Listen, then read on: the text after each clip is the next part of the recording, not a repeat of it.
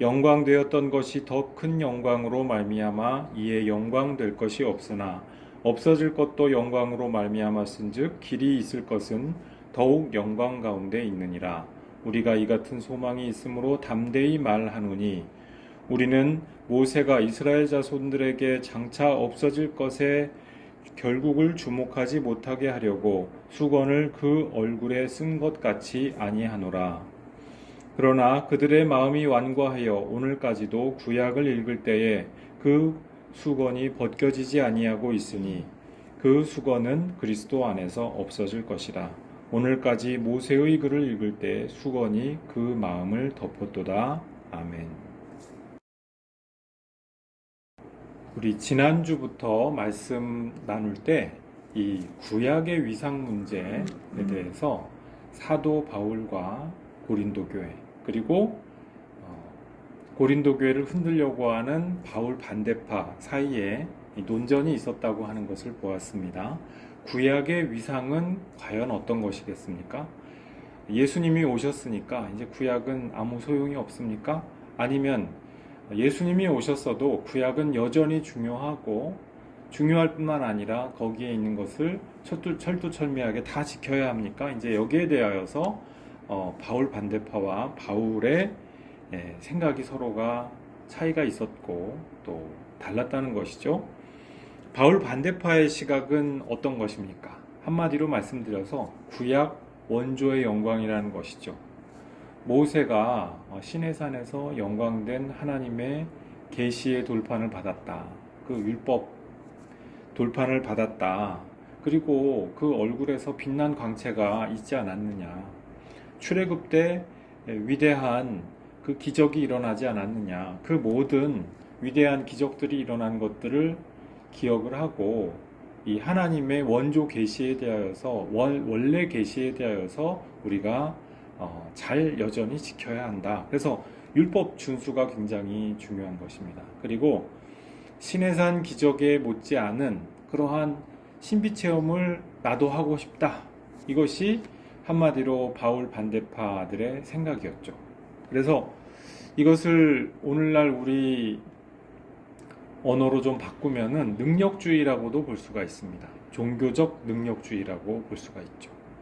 또 중세나 종교개혁기에 이 언어를 이야기하면은 공로주의라고도 볼 수가 있습니다. 내가 이만큼 율법을 잘 지켰으니까, 또 내가 이만큼 신비 체험을 많이 했으니까 내가 하나님 앞에서 이 정도 레벨의 사람일 거야 라고 하는 그런 생각, 그런 생각이 능력주의 혹은 종교개혁기의 어떤 공로주의 사상이었다는 것이죠.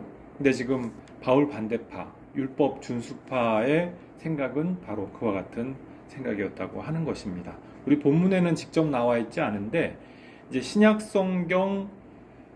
성경이 쓰여질 그 어간 때부터 해가지고 이제 2세기, 4세기 고대 교회의 시기에 율법 폐기론, 구약 폐기론의 입장이 나타났습니다. 그것이 이제 영지주의고요.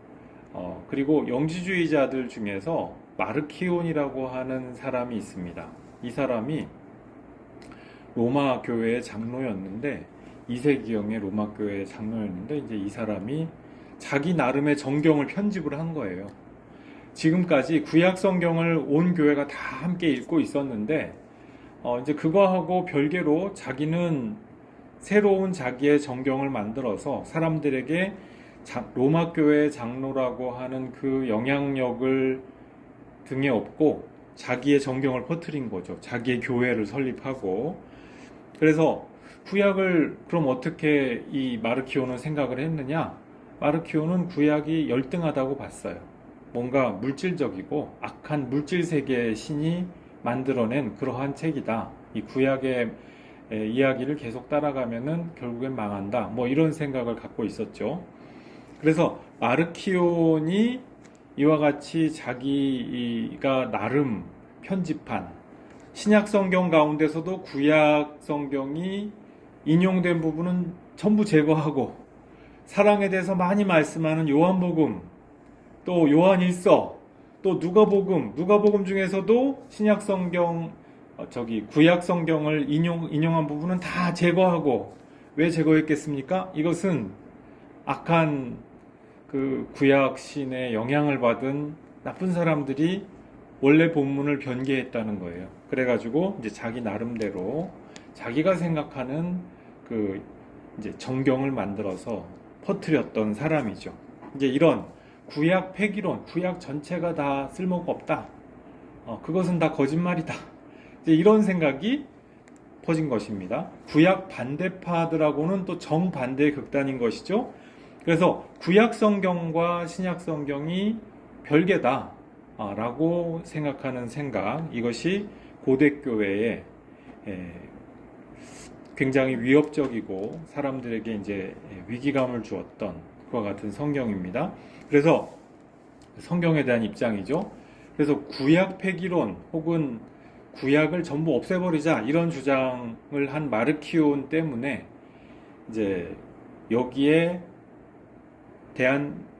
대해서 교회가 대처를 하다 보니까 오늘날 우리가 알고 있는 신약 성경이 확정이 되게 됩니다. 그때까지 물론 성경이 이제 많이 읽혀졌죠. 신약 성경이 바울의 이 서신집도 어느 정도 이 집대성이 되어 가고 있었던 것 같고, 정경 복음서도 어느 정도 추려지고 있었던 과정인 것으로 보이는데, 이제 이 과정이 굉장히 빨라지게 됐죠.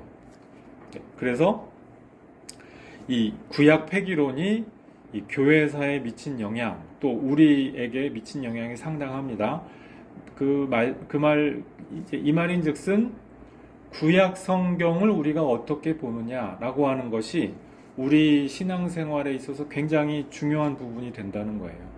구약하고 관계가 잘 설정이 되어 있지 않으면 우리의 믿음이 그야말로 근본 없는 이상한 믿음이 되어버리기가 쉽습니다. 영지주의자들 나름대로 굉장히 신비 체험도 많고 나름의 좋은 말씀들이 많은 사람들이었거든요. 특히 이제 도마복음 같은 그런 경우에 예수님의 그 말씀 어록들이 상당히 많이 포함되어 있어서 신약학자들이 지금도 도마복음을 따로 연구를 하기도 할 만큼 중요한 문헌이라는 거예요.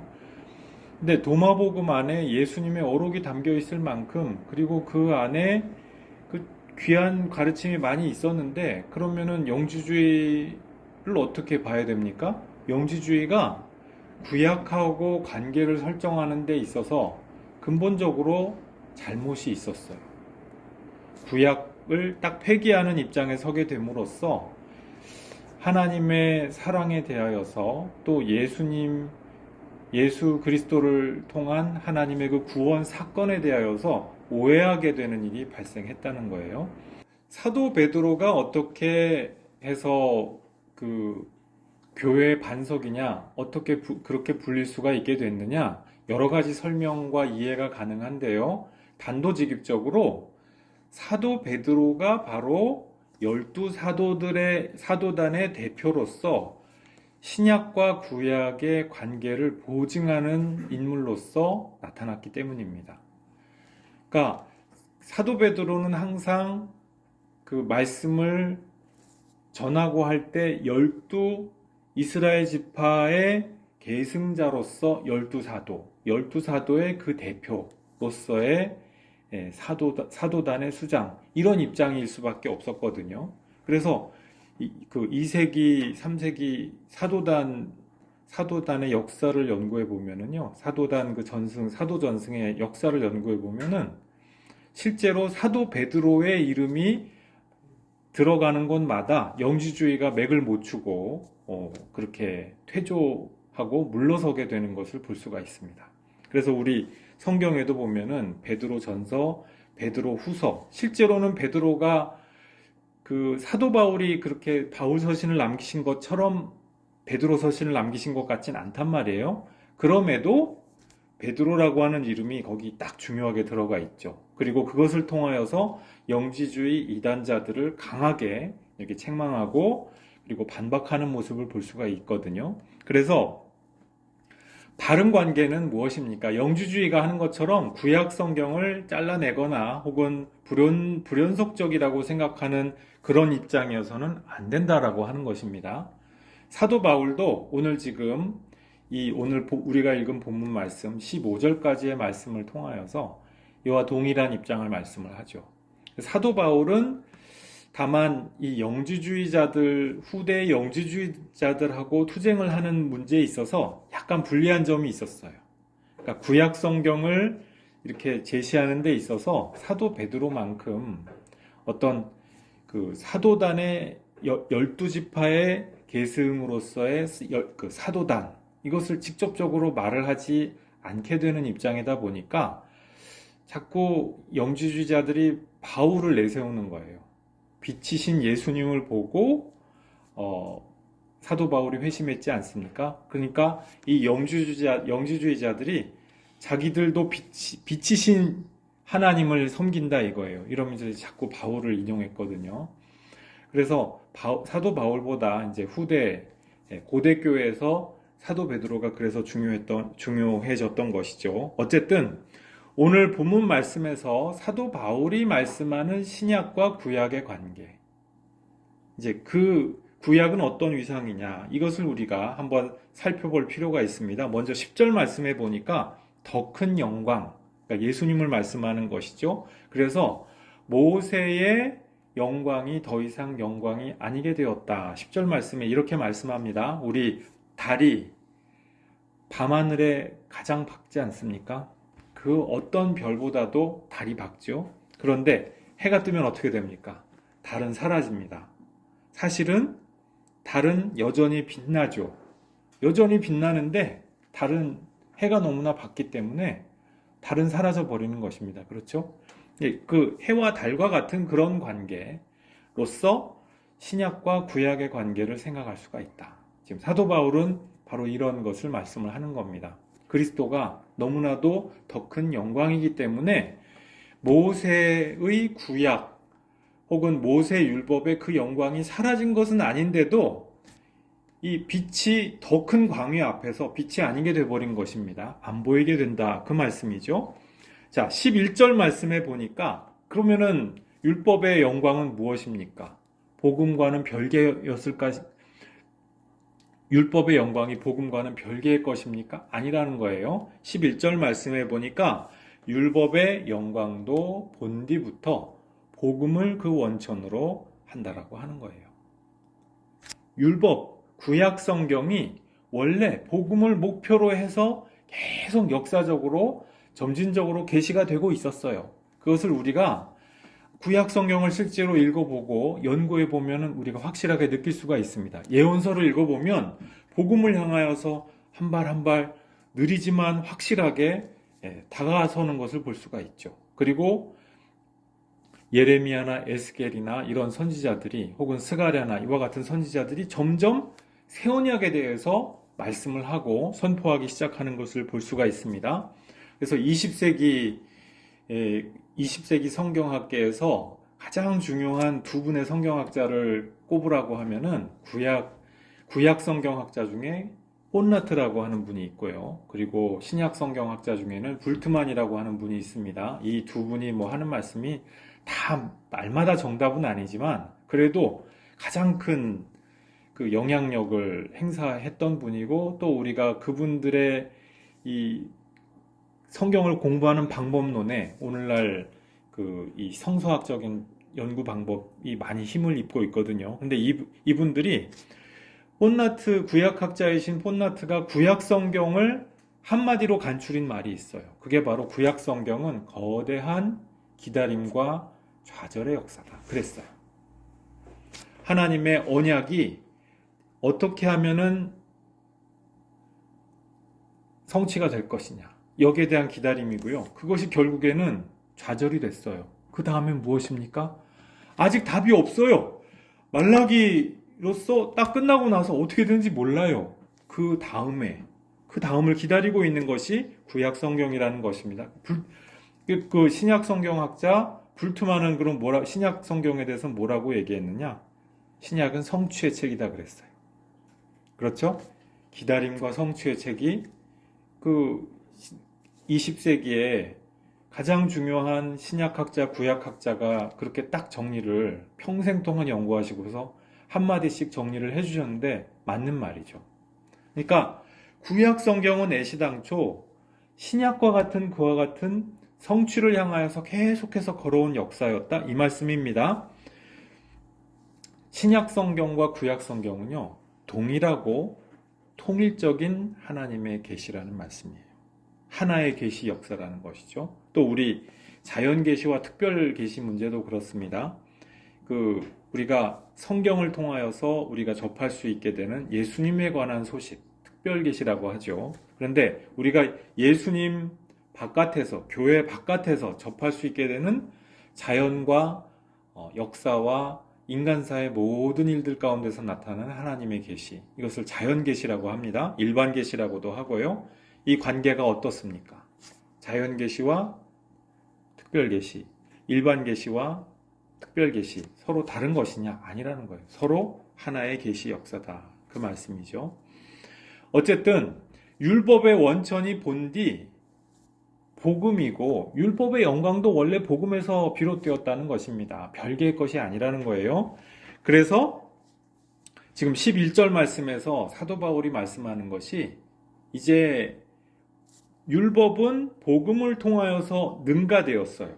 그럼 능가되었으면 이제 율법은 더 이상 쓸모가 없어서 폐기되었느냐? 폐기가 아니라는 거예요. 폐기가 된 것이 아니라 딱 통합이 되었다는 것이죠. 이거 합체라고 해야 될까요? 신약의 관점에서 구약을 다시 보면은 우리가 구약 안에서 복음을 새롭게 발견을 하게 됩니다. 철학에서 이거 하는 말인데, 이머전스라고 하는 그 말이 있어요. 이걸 뭐 떠오름이라고 번역을 하기도 하고 출현이라고 번역을 하기도 하는데요. 모든 요소들이 다 있는 거예요. 다 있는데 그거 자체를 하나하나 볼 때는 몰랐던 것인데, 하나를 딱 하나의 단위로 딱 이것이 뭉쳐지고 나면은 이것이 기존의 하나하나를 다 합했던 그 총합보다 훨씬 더 새롭고 큰 무언가로 딱 떠오르게 되는 것. 다른 무언가로 출현하게 되는 것. 이것을 이제 화이트헤드라고 하는 과정 철학자가, 이분이 신학에도 굉장히 조예가 깊고 신학적으로도 굉장히 믿음도 좋은 분이고 한데, 이분이 이제 이야기하기를 이머전스다, 그렇게 얘기했어요. 생물학에서도 비슷한 얘기가 있더라고요. 창발이라고 하는 말인데 이런 거예요. 심장 세포를 하나씩 이렇게 다 모아서, 우리가 이렇게 최재천 교수님이 얼마 전에 이 이야기를 하셨던데요. 이 강당에 다 모여있는 사람들한테 심장세포가 다 하나씩 있는 거예요. 그걸 하나씩 다 합해가지고 다 이렇게 모아가지고 심장을 딱 만들어요. 그럼 어떤 일이 벌어지겠냐는 거예요. 어떤 일이 벌어지겠습니까? 심장세포 하나는 아무것도 아닌데, 세포를 다 모아서 온전한 하나의 심장을 만들어서 몸에 연결이 되면은 이것이 박동을 하기 시작을 한다는 것이죠. 이것은 심장세포 하나 가지고는 될 수가 없는 것이죠. 이렇게 전체가 모여서, 부분이 모여서 새로운 전체를 이루는 것. 이것이 이제 창발이라고 생물학 쪽에서는 표현을 하던데요. 자, 율법 안에도 복음이 이미 다 있어요. 모든 요소가 다 있습니다. 그런데 예수님이 딱 오셔서 그 모든 율법 안에 있었던 요소들을 하나의 전체로서 딱 보여줄 수 있게 해주시는 그 사건, 그것이 바로 신약의 사건이다. 이렇게 말씀을 할 수가 있습니다. 그러니까 구약 시대에 보면은 하나님이 참 화를 잘 내시는 것 같잖아요. 화를 잘 내시는 것 같고, 뭐 잘못하면은 맨날 이렇게 구약 백성들은 혼도 많이 나고 그러는 것 같죠. 하나님은 막 너무 화를 많이 내시는 것 같은 진노의 하나님으로만 보이는데, 사실은 구약 율법서를 잘 보고 예언서와 지혜서를 잘 우리가 보다 보면은 깨닫게 되는 것이 있어요. 하나님이 진노 가운데서라도 사람을 만나주시는 그것이야말로 은혜다라고 하는 것입니다. 이 진노 가운데에서 하나님의 사랑이 감춰진 형태로서 이미 전달되고 있는 것이죠. 감춰졌던 그 사랑이 더 크게 나타난 그 사건이 바로 예수 그리스도 사건, 십자가와 부활의 그 사건이다. 이렇게 말씀을 드릴 수가 있는 것입니다. 그래서 구약은요, 하나님의 사랑이 나타나기는 나타났는데 감춰진 형태로 나타났어요. 감춰진 은총이죠. 더 크고 더 놀라운 선물을 위하여서 마치 선물 꾸러미를 포장하고 있는 포장과도 같이 이렇게 덮여져 있는 그러한 계시 수단이다. 이렇게 말씀을 드릴 수가 있습니다. 그래서 구약은 감춰진 은총이고 신약은 무엇입니까? 이제 드러내고 완전히 나타내어진, 그래서 담대하게 전하게 되는 은총이다 라고 하는 그 말씀이죠. 자, 12절 말씀해 보니까 우리가 이 같은 소망이 있으므로 담대히 말한다 했습니다. 파레이시아라고, 담대히 말한다, 파레이시아라고 하는 표현이 쓰였는데 이것이 감춰진 거하고는 정반대된 거예요. 구약 시대에는 모세가 얼굴에서 광채가 이렇게 막 뿜었잖아요. 시내산 언약 사건을 통하여서 하나님의 영광을 계신 그대로 딱 보게 되니까 바로 앞에서 대면을 하게 되니까요. 사람들이 이 얼굴 보기를 두려워하고 감히 쳐다보지 못하니까 모세 선생님이 어떻게 합니까? 그 수건으로 딱 가려서 사람들이 다가올 수 있게 하였죠. 그렇죠? 그런데 사실은 하나님의 그 얼굴 광채 혹은 그리스도의 그 영광의 광채를 모세를 통하여서 미리 보여준 것인데 모세가 이걸 가려버리고 말았어요. 그래서 구약 사람들은 그 구약의 율법들을 가지고 많이 이렇게 준수는 열심히 하는데 사실은 영광을 누렸다고는 보기 어렵죠. 하나님의 영광을 감춰진 형태로만, 수건에 덮여진 형태로만 만났던 사람들 아니겠습니까? 근데 지금 사도 바울은 12절 말씀에서 담대히 말한다 했습니다. 이 수건에 덮여져 있던 것 같은 감춰진 은총이 아니라는 거예요. 이 영광의 광채는 사도 바울은 이것을 직접 경험했잖아요. 우리 가운데 그리스도의 영광의 광채가 직접 지금 비춰지고 있다. 그 비춰지는 증거가 바로 내가 선포하는 바로 이 복음이다. 십자가와 부활의 영광의 복음이다 라고 하는 바로 그 말씀이죠. 13절 말씀해 보니까요. 구약의 특징, 감춰진 은총에 대해서 지금 사도 바울이 말씀합니다. 이 감춰진 은총은 장차 없어질 그 한시적인 영광이죠. 이것은 영광의 본체이신 그리스도가 오시면은 구약은 마치 그 해가 뜨면은 달이 사라지는 것과 마찬가지로 한시적인 영광인데 그 결국 나중에 어떤 것이 될 것이냐, 사실은 모세의 얼굴 광채를 계속 봤으면은 회막에 또 들어가기 전에는 좀 영광이 옅어지는 것을 볼 수도 있었을 것이고 그랬을 텐데 너무 무서워하니까 볼 수가 없었죠. 모세가 그래서 있는 그대로 다 볼 수 없게 하는 바람에 이 구약 사람들이 마치 모세의 수건을 통하여서 하나님의 은총을 보듯이 이렇게 좀 피상적으로, 외면적으로만 하나님의 율법을, 하나님의 법을 경험을 하게 되었다. 그 말씀입니다. 그래서 14절 말씀해 보니까 지금 이스라엘 사람들, 유대 민족의 마음이 완고하여졌다 그랬어요. 구약 민족이 율법을 열심히 지키기는 하는데 그냥 자기들 편한 대로 하나님을 정말 두려워하고 하나님이 왜 진노하시는지 거기에 대해서 깊이 생각을 해보는 것이 아니라 그냥 두려워하는 것을 어떻게든 피할 마음으로 약간 뭐라고 할까요? 우리 자녀들이 엄마 아빠가 혼을 낼 때 혹은 꾸지람을 하실 때 그때 어떻게 합니까? 그걸 빨리 모면을 하려고 적당히 거짓말하고 넘어가려고 하죠. 모멸하려고 하죠. 비슷한 멘탈이었던 것 같아요. 구약 사람들의 그 멘탈이. 그래서 속마음은 하나님을 두려워하기보다 그냥 무서워만 하고 마치 아담이 하나님을 무서워해서 무화과 나무로 그냥 치마를 가리고 대충 눈 가리고 아웅했던 것처럼 그렇게 믿음 생활을 한 거예요. 이분들의 종교 생활이 그랬던 것이에요. 우리한테는 그런 요소가 없느냐? 우리도 55, 100보죠. 우리도 비슷하죠. 우리는 심지어 신약 시대를 살아가면서도 신약 성경을 읽으면서도 마치 율법서를 읽듯이 피상적으로, 외면적으로 수건을 덮고서 그 가면을 쓰고서 그렇게 신앙생활을 할 때가 있습니다. 그래서 제가 종종 인용하는 예화로서 스캇 팩 박사님의 그 거짓의 사람들이라는 책, 거기에 나오는 이야기들이 바로 그런 것이죠.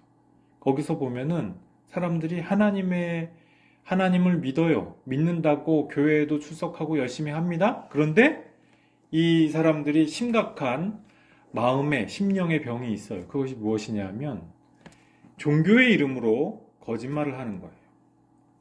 자기 거짓말을, 자기 내면의 악하고 거짓된 욕망을 종교의 이름으로 자꾸 자기 정당화를 해요. 그러니까 어떻게 됩니까? 이것이 마치 얼기설기 아담이 하나님의 그 얼굴 앞에서 피하기 위하여서 적당히 얼기설기 만들어서 꾸몄던 무화과 나무와도 같이 종교적인 가면이 되어버리고 마는 것입니다. 이런 종교적인 가면으로는 구원케 할 수 없죠. 자, 그리스도를 정말 만나 뵙는다면 이와 같은 수건 혹은 이와 같은 종교적인 가면, 이런 것들은 탈피해야 맞겠죠. 우리가 그리스도를 정말로 알고 그리스도와 인격적인 교제를 하는 참된 그분의 자녀요, 또한 제자라고 한다면 우리에게 있어서 이 종교적인 너울은 탈피되어야 마땅한 것입니다. 구약 성경을 단지 두려워하는 그 심령으로 그것을 너울을 덮고 신앙생활했던 구약 백성들이 그러했고요. 오늘날 우리도 마찬가지입니다. 오늘날 우리도 종교적인 가면을 쓰고 그냥 그때그때 모면하면서 살아가는 방식으로 믿음 생활한다면 참 이게 의미가 없고 허탄한 시간이죠. 우리가 예수님을 정말 뵙고 예수님 안에 있게 된다면 이같이 외면적인 종교적인 껍데기는 탈피할 수가 있게 된다, 그 말씀입니다. 하나님께서 오늘날 우리 모두에게 우리 심령 가운데 역사하셔서 우리 심령이 완고한 데서 벗어나서 우리 종교적인 가면을 내려놓고 탈피하여서 그리스도와 참된 교제 가운데에서 하나님의 영광을 참으로 경험할 수 있게 해주시는 그와 같은 은혜 가운데 우리 모두를 인도하여 주시기를 주님의 이름으로 축원합니다. 기도하시겠습니다.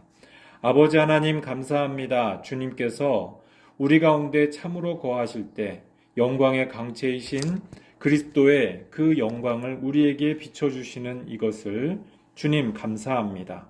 주님께서 우리 마음속에 심령 속에 비추어 주시는 이 영광 앞으로 우리가 두려워하지 아니하고 나아갈 수 있게 도와주시옵소서. 그러나 경외하는 마음으로 순전하고 거룩한 심령으로 주님 우리가 날마다 변화되고 또한 돌이키는 마음으로 날마다 주님께로 더욱더 가까이 나아갈 수 있게 도와주옵소서. 우리에게 있는 여러 가지 종교적인 가식과 가면들을 내려놓을 수 있게 도와주시고 탈피할 수 있게 도와주옵소서. 저 구약 백성들이 이 일에서 그리스도를 진정으로 발견하지 못하고 그 구약의 모세의 수건에 만족하고 있음으로 말미암아 예수님을 참으로 영접하지 못하였던 것처럼 우리도 종교적인 가면 가운데에서 우리의 영혼과 심령이 멸망에 이르는 어리석은 범치 아니할 수 있도록 은혜 내려주시고 함께하여 주시옵소서. 십자가와 부활의 예수님을 참으로 만나 뵙고 주님 성경을 통하여서 우리에게 계시하여 주시는 그 하나님을 올바르게 알아가는 그 믿음 생활 하여갈 수 있도록 우리에게 은혜 내려주시고 함께하여 주옵소서. 감사드리옵고 예수님 이름으로 기도드리옵나이다. 아멘.